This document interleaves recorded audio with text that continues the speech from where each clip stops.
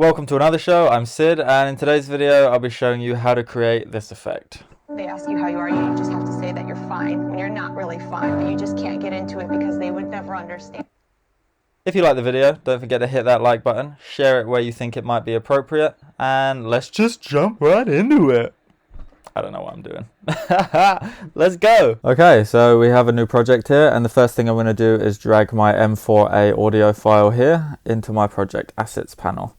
If you don't know how to create M4A audio files, then I recommend checking out my previous video where I cover converting MP3 to M4A using Audacity, which is free and open source.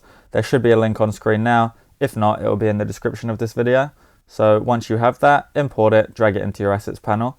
After that, we're going to add an object, and we're going to add a canvas, and inside of that canvas, we're going to add a rectangle. Now you want to do the standard stuff of increasing the width and the height to fill the entire display. You'll recognize that's done by the checkerboard pattern, and then add a material and rename both of them to meme or whatever you like, but make sure that they're named the same thing just for consistency. After that, we're going to come up here to camera and hit texture extraction. That will create this camera texture down here in our assets panel. I'm also going to go to 2D view just so that it's easier to see. And view show hide patch editor, because we will be adding some patch interactions. So this is pretty much the basic setup that we have. I'm also going to add a shader. So if we hit library here, we can choose from patch assets and then shaders, and we're going to be using the Luminance patch, which is the equivalent of the black and white one. You can search for it, or you can just type Luminance here and click that and then import it into your scene. So import that here, and it will appear as a patch inside of our assets panel. The final thing we're going to need is an audio playback controller. So select here, add asset, and from the drop down menu, audio playback controller. That will appear again inside of our assets panel, and what we can do is select the audio file that we've imported, and that will be what plays back when we connect it up through patch interactions. Now we can select the meme material for this rectangle we've created, change the shader type from standard to flat, and add the camera texture as the shader diffuse texture here, which will project the original video output onto the layer that we've just created, which will allow us to edit this inside of the patch editor and create that cool animated black and white effect. So let's do that. Okay, so the first thing we're going to do is take our camera texture here and drag it into the patch editor, creating a nice orange patch. We're going to do the same thing for this Luminance patch, drag it into your patch editor, and then from the RGB output of camera texture, connect it to the color input of our Luminance patch. Nice. Now from this output on the other side of Luminance, we're going to create a pack, and that will automatically appear here, connected to our top one. Right now it's a vector 3, which means it has 3 inputs. But we're going to convert that using this drop down menu to a vector 4, which, as you've probably already guessed, has 4 inputs. So now we're going to take the output of our Luminance and drag into the second and third ones so that these top 3 here are connected, and we'll leave the fourth one for now. Next, we'll come over to this meme material that we've created and hit the texture icon here to create a patch for it. Now from the output of our pack to the input of our meme, we'll get that connected up.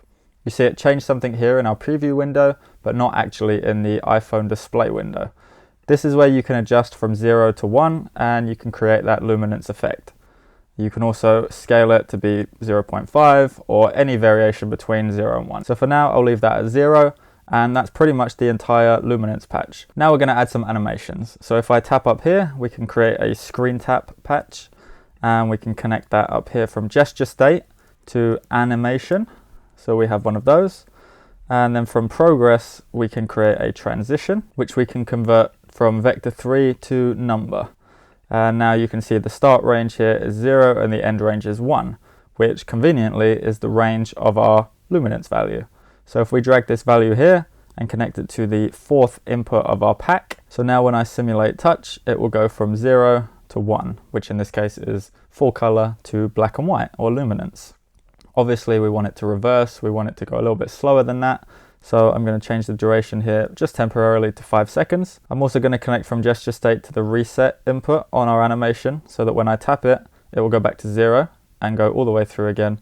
Slightly slower this time, it takes 5 seconds to get there, but once it is, it's fully black and white.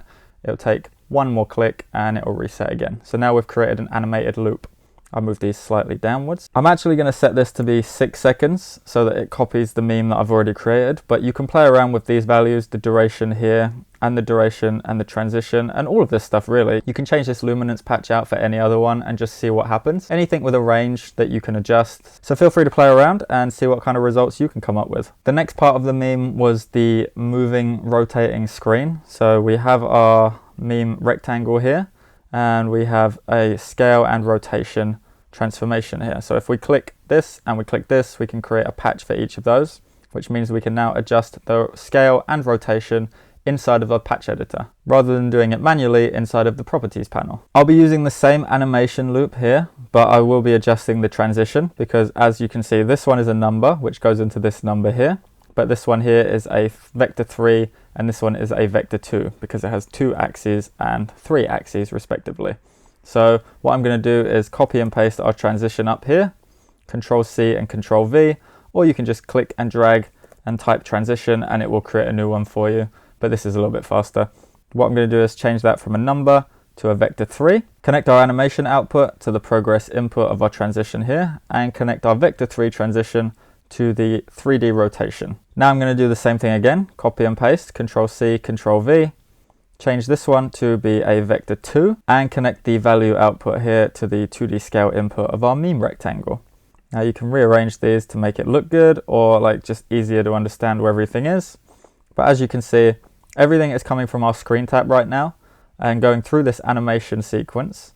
We have 3 different transitions here, so they are all reacting slightly differently to one another, and one is affecting the scale, one is affecting the rotation, and one is affecting the luminance of this diffuse texture. Also, I forgot to connect this one here to the progress. So now if we reset that and hit the screen, then you'll see in the preview window what's happening is that the rectangle we've created is actually starting from the size of 0 here and scaling up and rotating to 1. So it starts at 0 and scales up to a size of 1, and here it's rotated from 0 degrees in the X, Y, and Z up to 1 on all 3 of them. So what I like to do is go through and set all of them to 0 just to start with, so that there's no change visible, and then we can manually adjust. So restart that, and now when I tap, it has 0 effect. You don't see anything in the preview window. So what I'm going to do now is set our start range. So if we start at 1 in the X and the Y up here in our scale, then what that does is it creates a rectangle that is the size of our default screen. So now when I tap, you'll see it scales down from 1 to 0. We don't want that. We want it to scale up. So now I'm going to change our end scale to around 1.5. Again, you can play with these figures, adjust it as you like, but if I refresh and hit the button, then you'll see it scaling up very, very slightly to 1.5 times, and that black and white effect is there. Once it reaches 1.5 times scale and full luminance, it will just stop and sit there until you do something else. It hasn't rotated yet though, and that's because we need to adjust these numbers. So you can adjust these, for example, like this, and see when I tap it, it kind of rotates around itself on the x-axis, which again we don't want. That's very Superman 2, maybe 3, I can't remember. It was one of the weird Supermen. So we'll set that one back to 0. What we're actually going to do is change the x-axis. So I usually like to set it to around -10, and you'll see what the result is when I tap on the screen. As you can see, it rotates -10, but it's actually rotating to the right. So if I was to change this from -10 to +10, it would rotate to the left. So just be aware of that. You can play around with those figures yourself and figure things out as you go. So now when I tap the screen, you'll see we have a rectangle that scales from 1 to 1.5, rotates -10 degrees, which is a right turn, and also goes from 0 to 1 on our luminance scale, which is almost exactly what we want. The next thing and the final thing is to add our sound. So I'll hit refresh on this and we'll have a go at doing that now. Also, for some reason, I have these 3 duplicate rectangle materials. Just ignore that. This seems to be a bug with the version of Spark AR that I'm using. If that happens to you, just delete them and it shouldn't affect your project in any significant way. Feel free to comment below if that's happening to you as well, or just submit a bug report to Spark. This button down here is the report button, so if you click that, you'll be able to report any bugs that you find while using the program. But anyway, back to the tutorial. So I'll still be using the same screen tap because everything's coming from that one singular interaction. So what I'm going to do is drag out from our gesture state here and create a single clip controller patch. You'll see that connected up to our play button. The next thing we're going to do is add an audio player.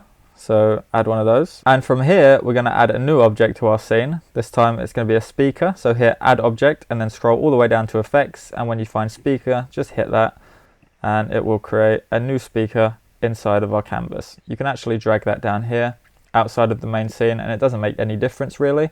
What we're going to do with that is create a patch for the audio and connect that up to our audio patch and connect that to the audio output of our player here. So now we have a speaker in our main scene that will play back the audio when you tap on the screen.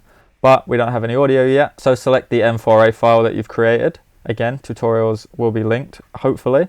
And see the output here is audio clip. Just connect that to the audio clip input on our audio player. So now when I hit restart and take my microphone out so you can hear it, apologies if the audio is a little different for this section. But now if I hit refresh and tap on the screen, They ask you how you are, you just have to say that you're fine when you're not really fine, but you just can't get into it because they would never understand. we now have a complete Katy Perry "They Ask How You Are" meme filter effect. I guess that's how you describe it, where we have a rectangle that scales up, rotates, and transitions from regular color to black and white. Also, our M4A audio clip is synced up, so when you tap on the screen, all of those effects trigger at the same time. And that's pretty much going to do it. Let me just drag this up, give you a little more space to see all the patches as they're connected up. And yeah, that's the final filter. If you found this useful, don't forget to leave a like, leave a comment, share it somewhere where people might want to see it. And if you made it this far into the video, leave a comment in the description down below. Let me know how many hours it took me to make this video. You might be surprised. Anyway, thank you for watching. I'll catch you in the next one. Peace.